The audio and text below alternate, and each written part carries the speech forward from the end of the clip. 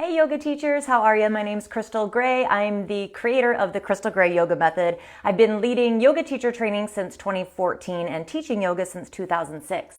In this video, I wanted to share with you a tool that makes things really simple. I don't know about you, but I know whenever I was first starting teaching classes, I would blow through everything that I had planned or everything that was in my mind, and I would be left over with like 20 minutes. And then I'm like, what am I going to put in that?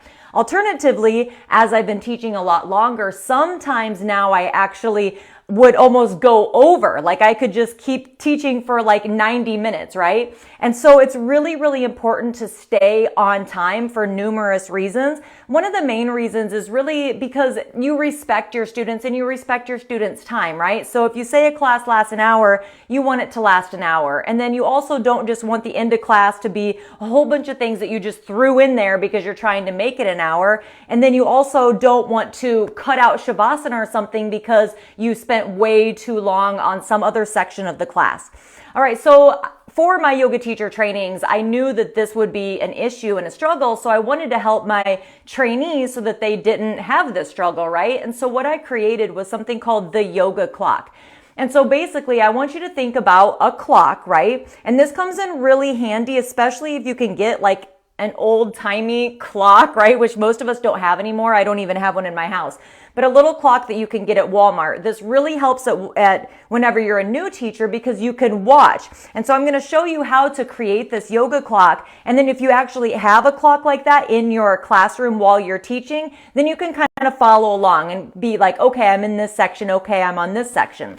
So if you think about a clock, and we'll start up at the top, okay? So yes, some of your classes might start at the top of the hour, some of them might start at the bottom of the hour, right? So either way, what I usually do is I'll just show you. This might be backwards. So 0 to 10, right? So this means for the first 10 minutes of class, this is what I'm going to be focusing on. So I mainly break them up into 10-minute sections. So if you're practicing this with me, you can actually draw a circle, and then from the top to 10 minutes after, that's where you're going to focus on centering and grounding and then gentle movement. So for that first 10 minutes, I usually actually break it up into two different sections. For the first 5 minutes, that's going to be breathing, centering, grounding, helping them to let go of anything that's been on their mind throughout the day, but then also just to start focusing and coming into the present moment, maybe bringing in your theme as well. That would be the perfect place.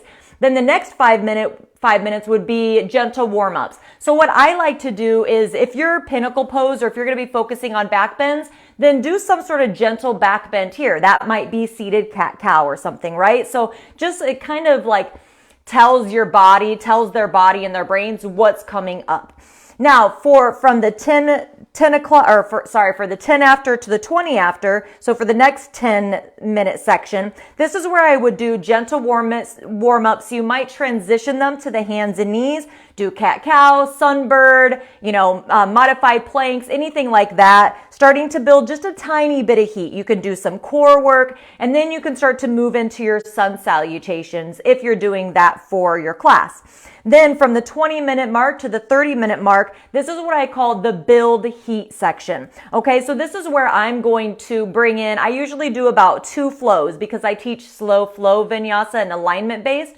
So I really like to do it nice and slow, and I fit in about 2 flows here. Now, if you're teaching more of a hatha style class where you're not linking the poses together with vinyasa, it's just more kind of standalone poses from standing, then that's where you would put in those poses there. All right, so now you're at the bottom of the hour or the top of the hour if you started your class at, the bottom of the hour. But now for the next 5 minutes, so say the 30 to the 35-minute mark, this is where I'm going to be focusing on balancing poses. You could do your inversions, you could do back bends, or alternatively, you could do your pinnacle pose.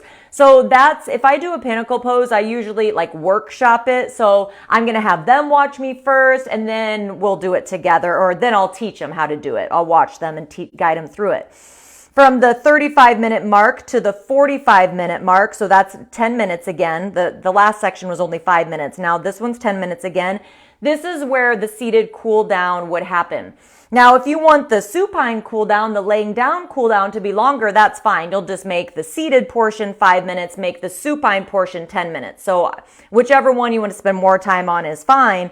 Then at the 50-minute mark, boom, you've got 10 minutes left, and that is where you would do Shavasana. So you just want to add in enough time, maybe 2-3 minutes to get them into it. Maybe 2-3 minutes to get them out of it so that you can thank them for coming to class, put a little bow on your theme, and wrap the class up nicely. So I hope that helps. Let me know in the comments if you have any more questions around the yoga clock or making your clock or your class last an hour. And if you have any tips or tricks, I would love to know those as well. So thank you so much for watching, and I'll see you later. Bye.